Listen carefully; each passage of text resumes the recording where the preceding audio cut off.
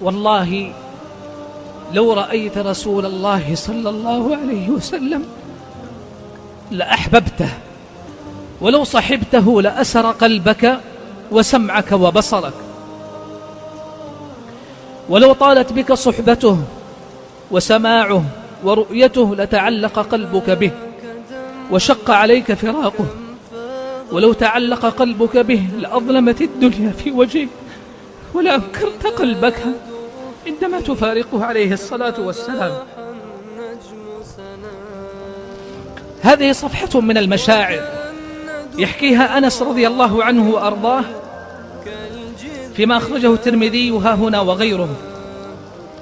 صفحة من المشاعر يحكي فيها عواطف القلب ومشاعر الفؤاد، ليس لما عاشه أنس فحسب، بل للصحب الكرام لأهل المدينة أجمعين.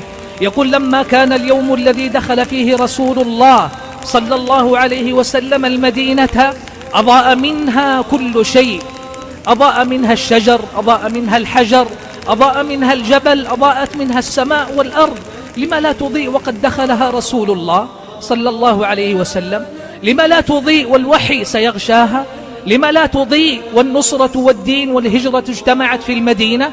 لما لا تضيء وآن أوان الإسلام عزة ورفعة في المدينة؟ لما لا تضيء ورسول الله صلى الله عليه وسلم بين ظهرانيهم؟ لما لا تضيء والملكوت الأعلى سماء وأرضا كله في نصرة رسول الله عليه الصلاة والسلام بأمر الله؟ لما لا تضيء وحبل الوحي ممدود بين سماء المدينة وأرضها؟ يقول: أضاء منها كل شيء. فلما كان اليوم الذي مات فيه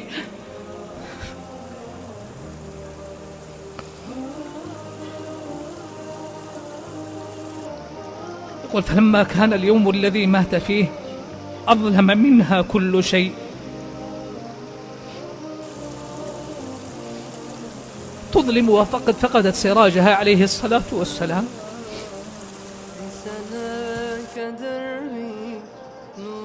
تظلم وقد انقطع حبل الوحي الذي ظل ممتدا في سماء المدينة 10 سنين. تظلم المدينة حسا ومعنى. تظلم بفراق أشرف الخلق وأحبهم إلى الله رسول الله صلى الله عليه وسلم.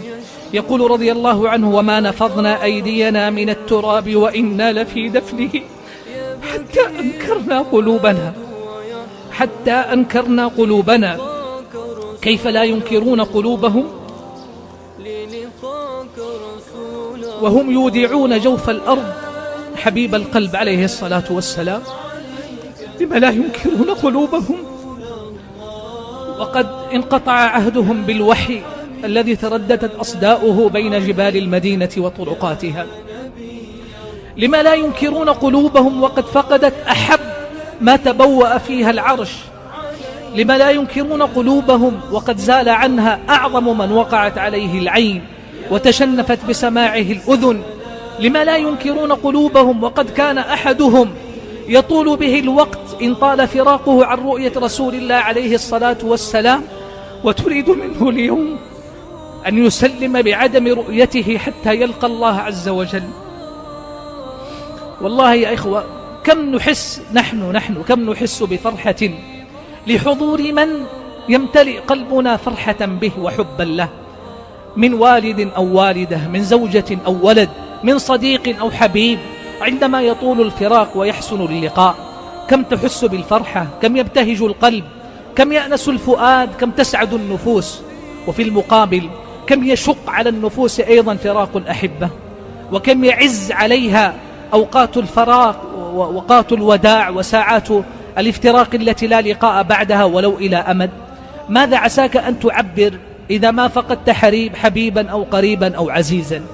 إن كان فراق وداع فراقا أبديا فإنك تستودع نظرته الأخيرة إلى يوم عظيم آخر تلتقي فيه هناك في رحمة الله، وأنت هكذا تثبت وتثبت قلبك وتشد عليه أواصر الرباط ألا يجزع وألا يتسخط، وهو يوعن ساعات الوداع لمن تعلق القلب به حبا واشتياقا.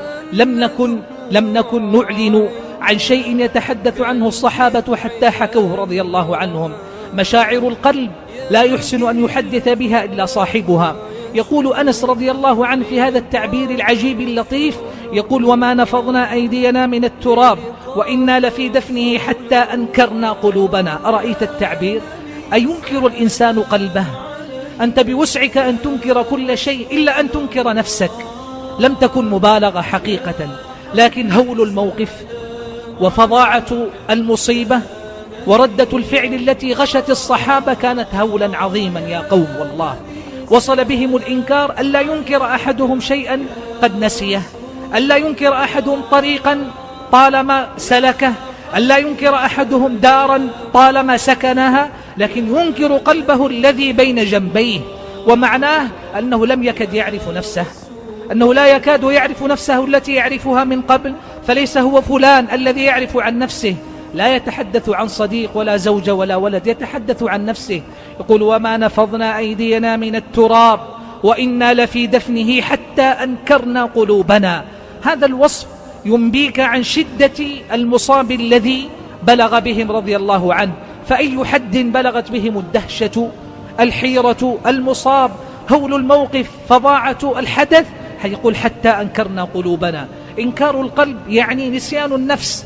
بلغ بهم الأمر أن لا يعرف أحدهم نفسه في تلك اللحظة التي عاشوا فيها موقف الوفاة والدفن لرسول الله صلى الله عليه وآله وسلم.